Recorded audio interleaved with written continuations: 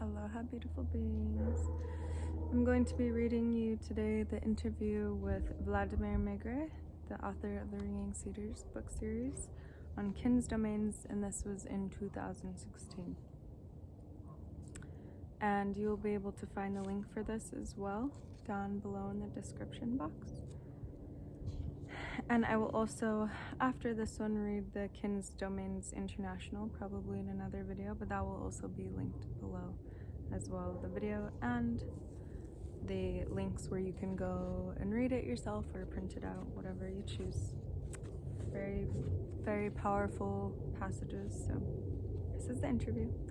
Question 1, tell us how you decided to write the Ringing Cedars of Russia book series.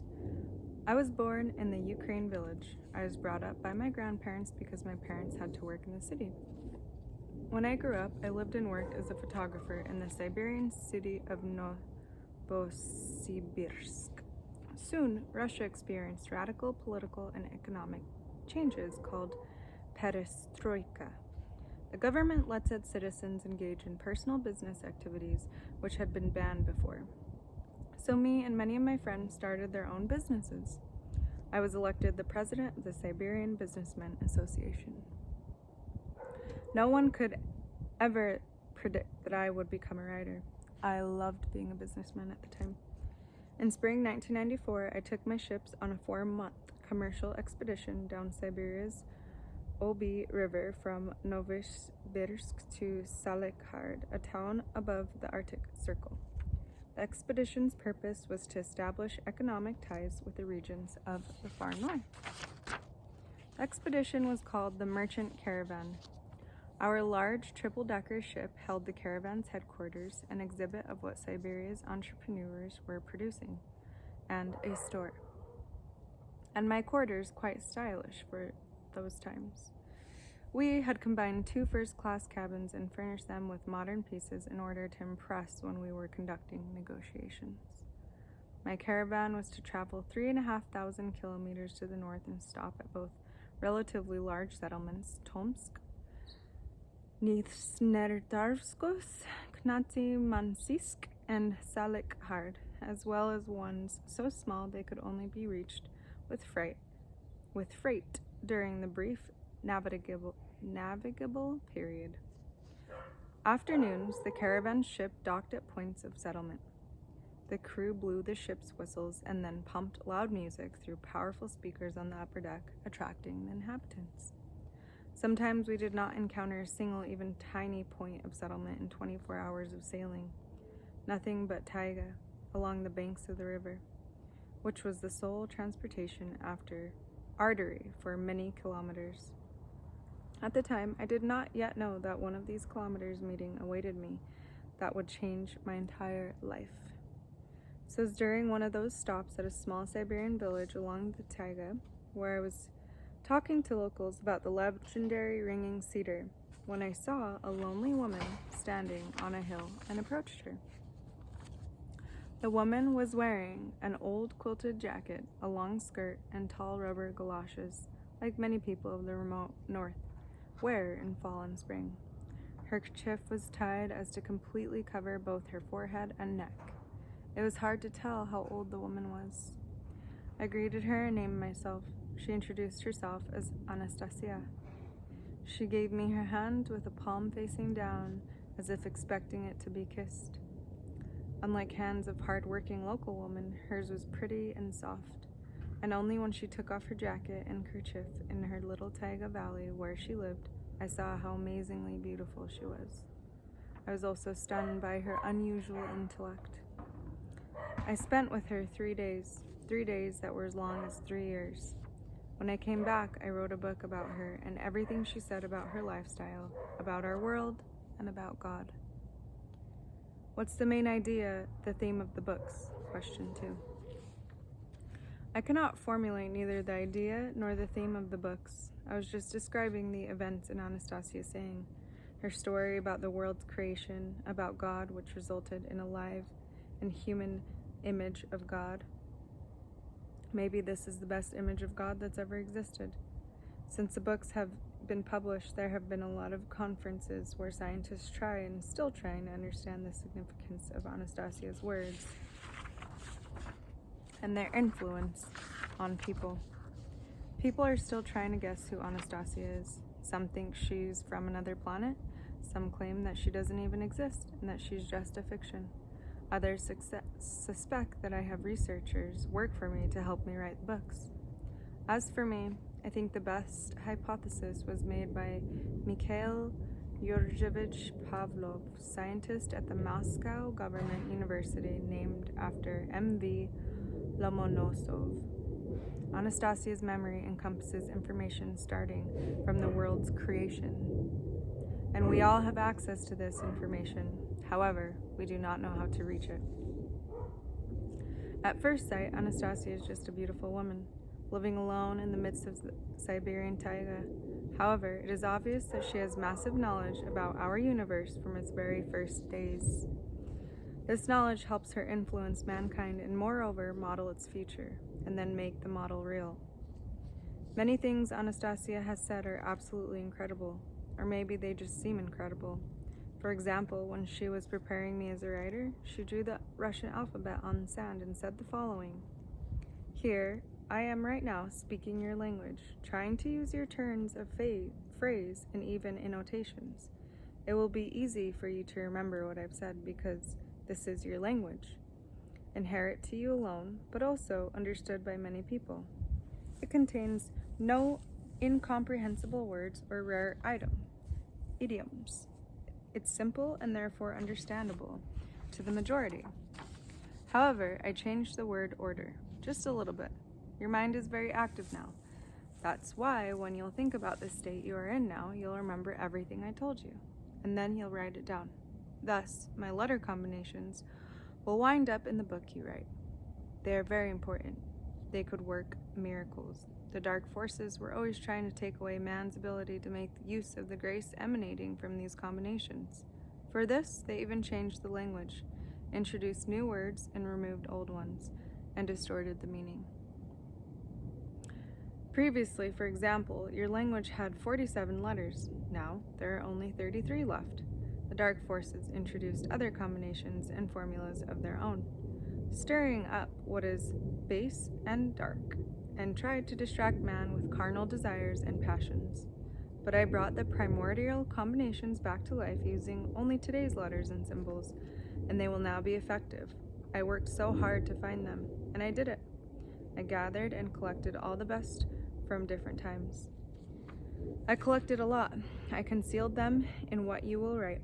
As you see, this is simply a translation of combinations of signs from the depths of eternity and infinity of the cosmos, precise in meaning, significance, and purpose. You must write about everything you've seen and hide nothing, not the bad, not the good, not the cherished, and then they will be preserved. You will be convinced of this yourself. Please believe me, Vladimir, you will be when you write it. When reading your books, people will feel enlightenment, which will open them to much more than what you'll have written about. However, the book should be read only when there are any sounds made by artificial mechanisms. Such sounds are harmful for people and lead away from the truth. Let there be only natural sounds. They carry beauty, truth, and help stay conscious inside and out. Oh, what an interesting thing. Thus, Anastasia insists that she gathered universe's sounds that will be healthful for all readers. This is hard to believe, and just as it is hard to prove. However, what started happening to our readers readily confirms that. For example, there are more than 330 patrimonies settlements in Russia, which was originally one of Anastasia's ideas. Then she predicted that in the beginning of the new millennium, the president of Russia will issue the law about giving 1 hectare of land for free to our citizens. Such law was indeed issued in the Far East federal state of Russia. Starting 2017, the law will be active in the whole Russian territory. Emphasis added. In Belgorod area, the law is named exactly as the law about patrimonies in Belgorod area. What? are patrimonies? Question number 3. Family domains. Patrimony is first and foremost a unity. It's a place where souls of past and future generations of a particular person unite into one. It's a piece of land with a minimal size of 1 hectare where a family must create their own paradise. With each patrimony coming to existence, our planet gets a wonderful but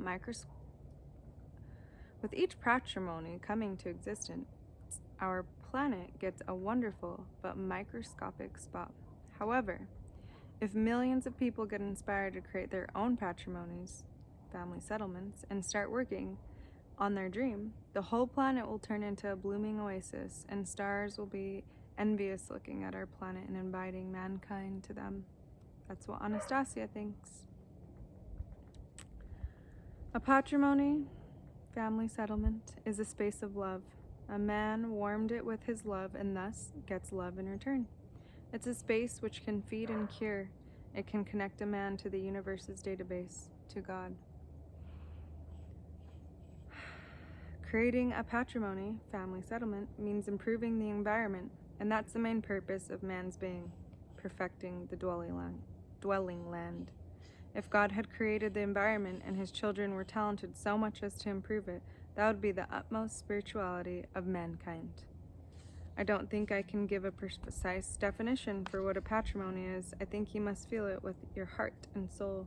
And many readers of the Ringing Cedars of Russia book series did accomplish that. Ashe. Question 4. Can you explain why it is important for people to have their own piece of land? If you ask any person where his motherland is, he would name the country or city where he is currently living. But if you ask him to name where their particular piece of motherland is, most of the people would be confused. So, patrimony, family settlement, is not just a lot of land. It's a piece of motherland, a piece of planet Earth.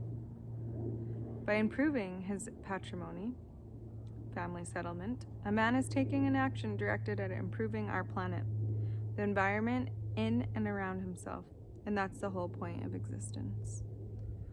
Question 5. Tell us about the family domain movement in Russia. As I have already mentioned, today there are more than 330 patrimony settlements in Russia, some with just 10 families, others with 300 plus, each with their own hectare or more. Researchers and analysts still cannot understand what is happening. For so many years, villages and countrysides have been disappearing from the map. And then all of a sudden, after the books had been published, souls were enlightened so much that only in several years, more than 200 new and uncommon settlements came to life. They are still not official, they are not on the maps, and there's no government financing budget for them. However, those who've read the books in Russia are still forming groups of patrimony builders. Because of lack of financing, they buy land. This is one story. Because of lack of financing, they've bought land in it that is not readily suited for building and requires a lot of work before anything can be done. Nevertheless, together enthusiasts buy the land, divide it into lots of not less than 1 hectare, and then build the roads and provide electricity for the settlements. Then, depending on their individual fortunes, they build the houses, make gardens and ponds. These people have experienced a lot of difficulties coming. There has been pressure from local governments and also false accusations in the media. Remember, this is 2016. Religious structures started saying that I have created a new religion and that the books should be forbidden. However, there were some religious leaders who supported us along the way, and now little by little the government itself started seeing positive prospects for the whole country. The first settlements were built 16 years ago, and ever since the number of new settlements has been growing.